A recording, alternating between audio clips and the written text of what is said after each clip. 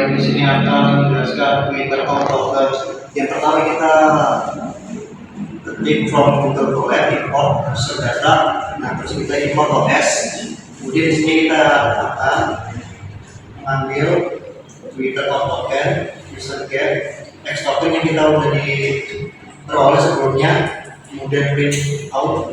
Nah, ini hasilnya. Terus yang kedua itu import return item package. Yang pertama itu kita install dulu pip install pandas, kemudian install Node.js, terus kita run, tunggu kita sampai selesai.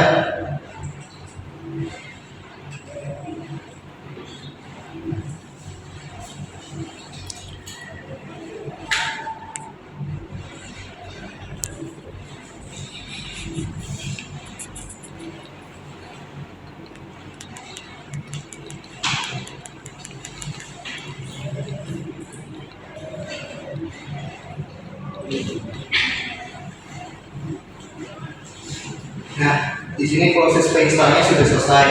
Kemudian langkah selanjutnya kita akan crawl data.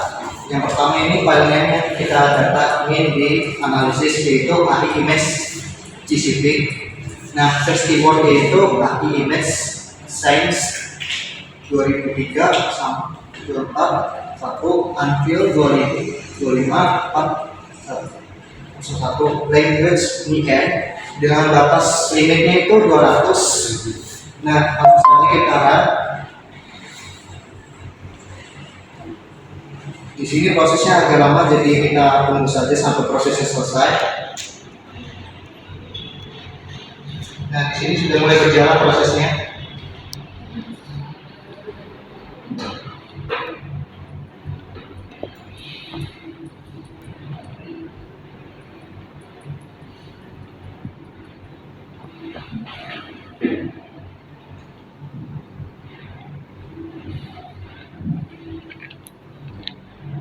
Nah, di sini masih scrolling, masih proses scrolling 1, 2, 3.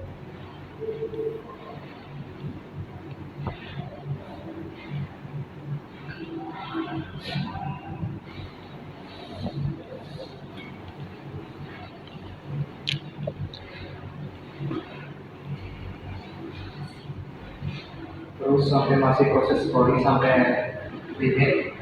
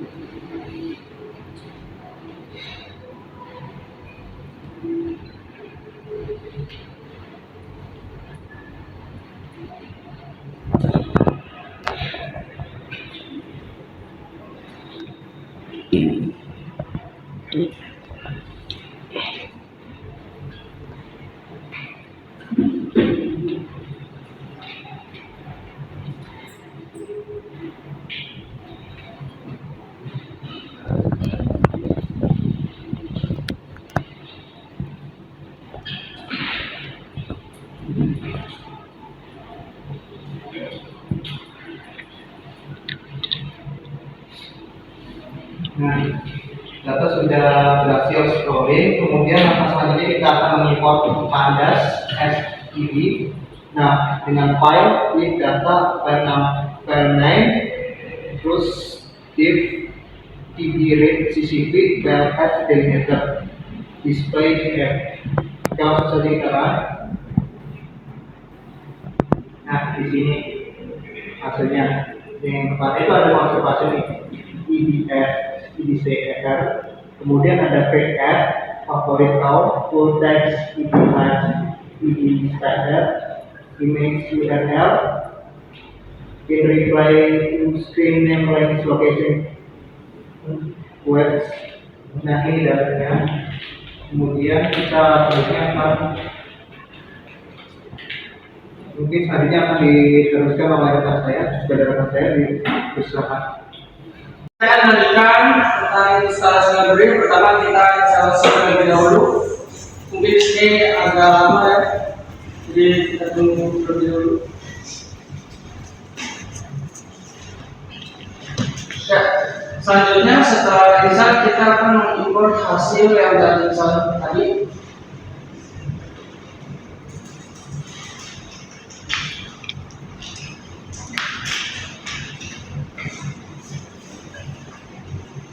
Ya, sudah selesai.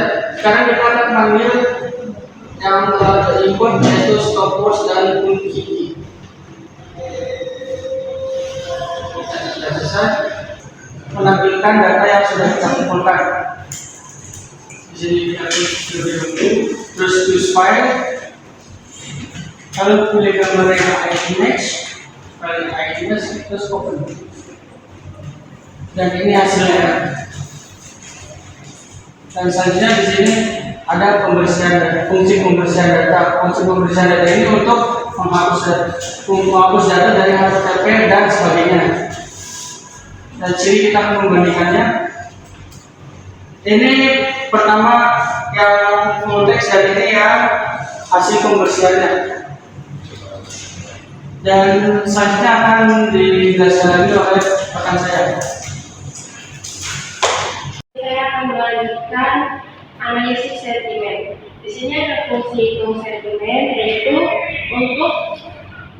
untuk mengetahui ada jenis apa saja di sentimen, yaitu ada 3 jenis. Yang pertama positif, yang kedua negatif, dan yang ketiga netral. Dan itu ada untuk mengaplikasikan sentimen.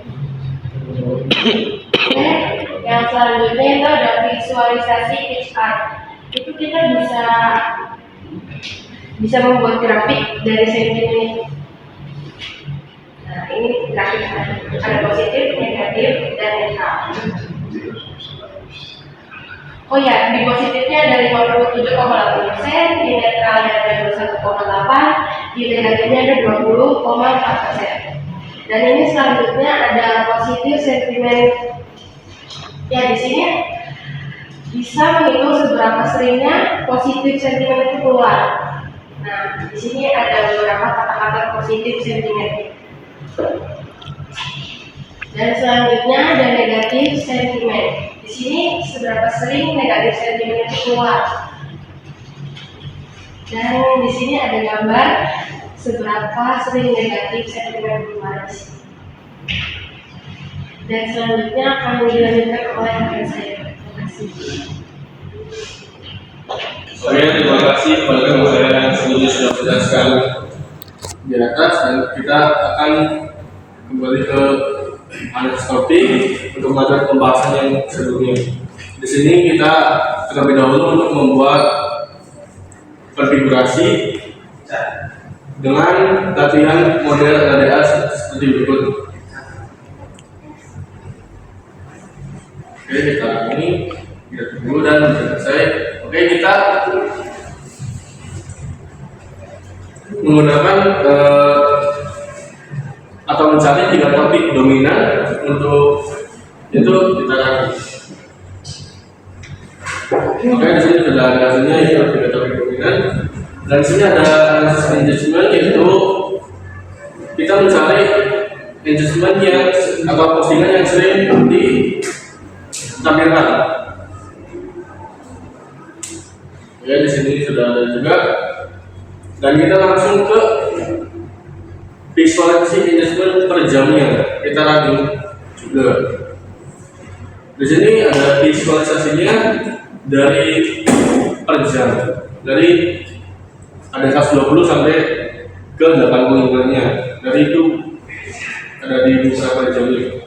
Oke, untuk selanjutnya saya silakan kembali kepada rekan saya yang akan melanjutkan. Terima kasih.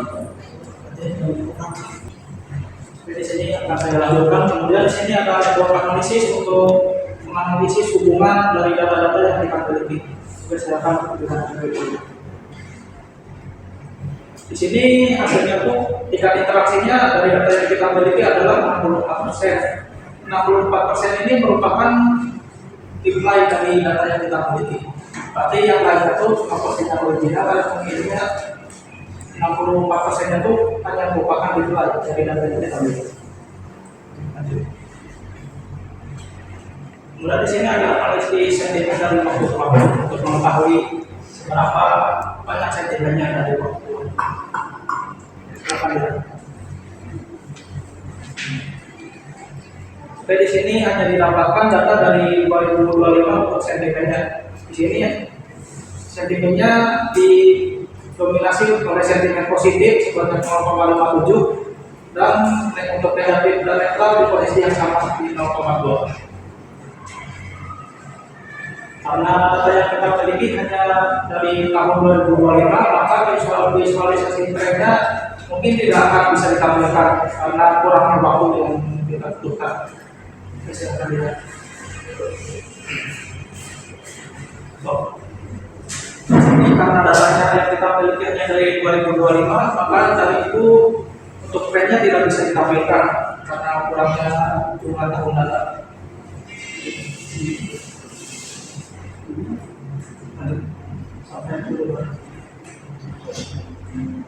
Nah, kemudian di sini kita akan membuat sebuah model untuk mengidentifikasi sentimen dari data-data yang kita miliki untuk data yang belum kita miliki dan data baru.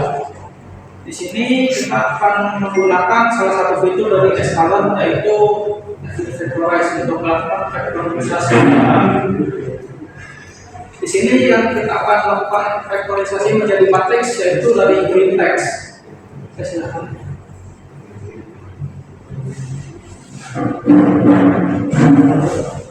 Nah, di sini ada persiapan untuk klasifikasi data.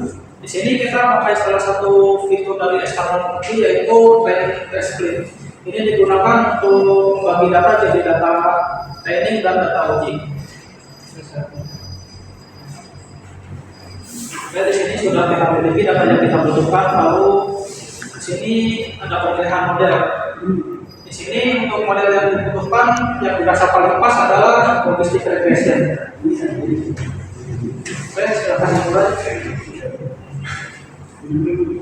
Oke, di sini modelnya sudah di-load dan sudah dilakukan fit training. Di sini digunakan Regressive 42 untuk replikasi eksperimen selanjutnya supaya hasilnya tetap konsisten. Kemudian di sini kita akan melakukan evaluasi untuk model yang sudah kita latih tadi dengan metrik-metrik seperti akurasi, presisi, recall, dan F1 score. Oke, silakan. Di sini yang kita berikan akurasinya di angka 0,4, kemudian presisinya 0,4, recall 0,6 dan F1 score 0,5. Di sini bisa diambil kesimpulan kalau mungkin modelnya masih kekurangan data dan datanya harus ditambah lagi supaya trainingnya menjadi lebih baik. Oke, tapi untuk sekarang kita pakai datanya sedikit dulu saja. Oke, silakan dilanjut. Di sini ada beberapa contoh kata-kata baru yang belum pernah ditemui sebelumnya oleh model yang kita latih. Di sini kita akan melakukan prediksi. Ini tuh sentimennya itu seperti apa? Apakah positif, negatif, atau netral? Silakan ya. Nah, di sini kita dapati misal untuk bagian pertama, di sini tuh hasil prediksinya tepat, yaitu positif. Kemudian di sini untuk yang kedua mungkin modelnya belum terlalu baik ya, karena hasilnya di sini mungkin salah. Oke, silakan. Di sini kita akan melakukan summarization dan rekomendasi. Nah, untuk yang ini akan digunakan yaitu sebuah agent AI berupa LLM.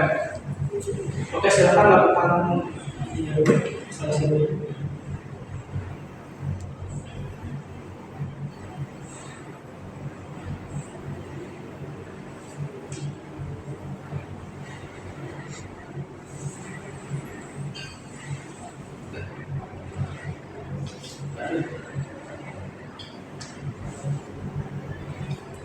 Oke, untuk yang ini akan diambil dulu yang pertama itu token API-nya supaya modelnya bisa digunakan.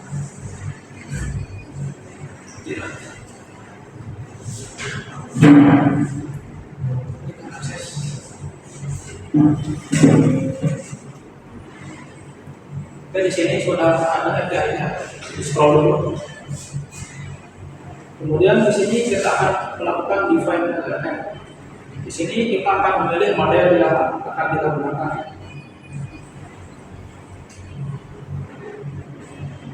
Oke.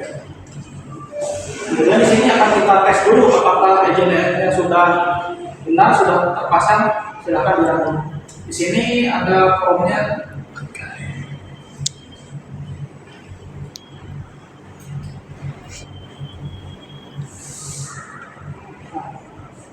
Tes dulu. Di sini yang melakukan prompt pada AI yaitu what is the meaning of life. Dan di sini hasil-hasilnya muncul semua.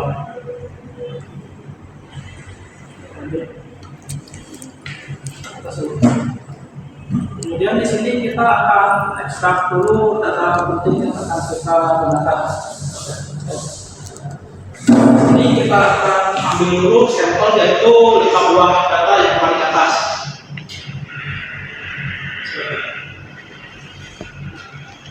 Oke, di sini sudah kita dapati data paling atas dengan formatnya global dictionary dengan 3 elemen yang berbeda.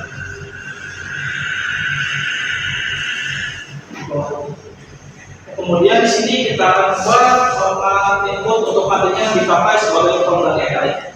Di sini akan dimasukkan dulu distribusinya, kemudian top 5 engagement, dan kemudian topik dominan yang akan ditampilkan.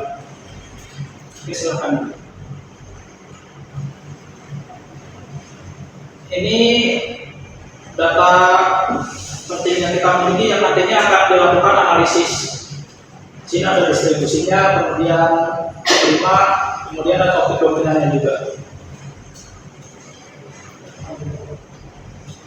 Kemudian di sini kita akan kirimkan ke agent yang kita miliki.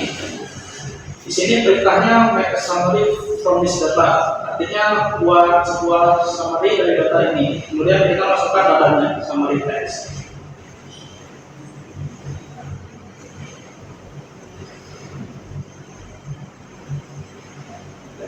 Dan di sini datanya sudah diproses.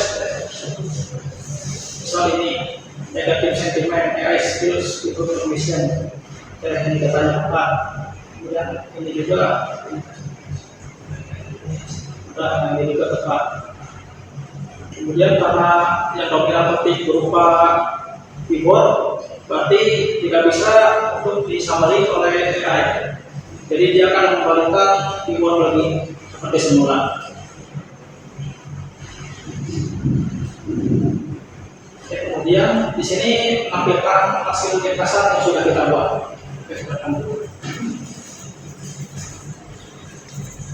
Nah, untuk bagian pentingnya ada di baris yang paling bawah. In summary, sentiment analysis reveals slightly majority of positive fit. Kita punya majority positive fit yaitu 42%, kemudian diikuti dengan netral dan negatif 25%. Itu adalah summary yang dihasilkan oleh AI yang kita gunakan. Oke, lanjut.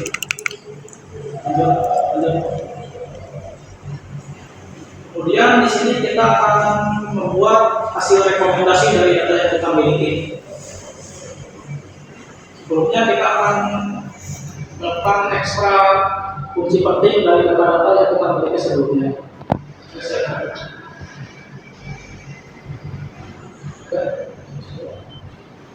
Ini hal penting yang akan digunakan untuk kemudian nantinya dibuatkan rekomendasi. Di sini seperti sebelumnya kita akan membuat sebuah format input yang nantinya akan dikirim ke AI agent, kemudian dibuatkan rekomendasinya. Oke, silakan. Ini hasilnya, ini data-data penting yang akan nantinya digunakan.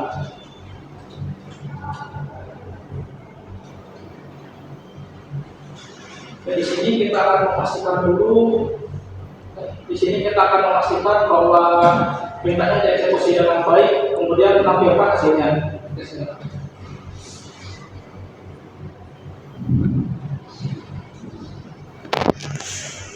Di Di sini didapati untuk hasil rekomendasi ada beberapa poin, ada 7 poin. Kita bahas satu persatu. Yang pertama ada content strategi. Even the hiding text of negative weight, considering common concept dan Indonesia. Jadi karena banyaknya sentimen negatif, di sini harus ada konsep tertentu atau konsep khusus untuk mereka untuk mengurangi sentimen negatif. Kemudian nomor 2, promote positive use case. Berarti kita tuh harus mempromosikan penggunaan positif dari device yang kita gunakan. Kemudian ada educational content, engage with user, topik fokus content, dan lainnya yang merupakan rekomendasi yang bisa dilakukan untuk meningkatkan sentimen menjadi positif. Lanjut. Di sini akan kita tampilkan ulang rekomendasi yang sudah kita buat. Dari sini hasilnya konsisten, yang berarti kita sudah berhasil membuat rekomendasi dari data yang kita miliki.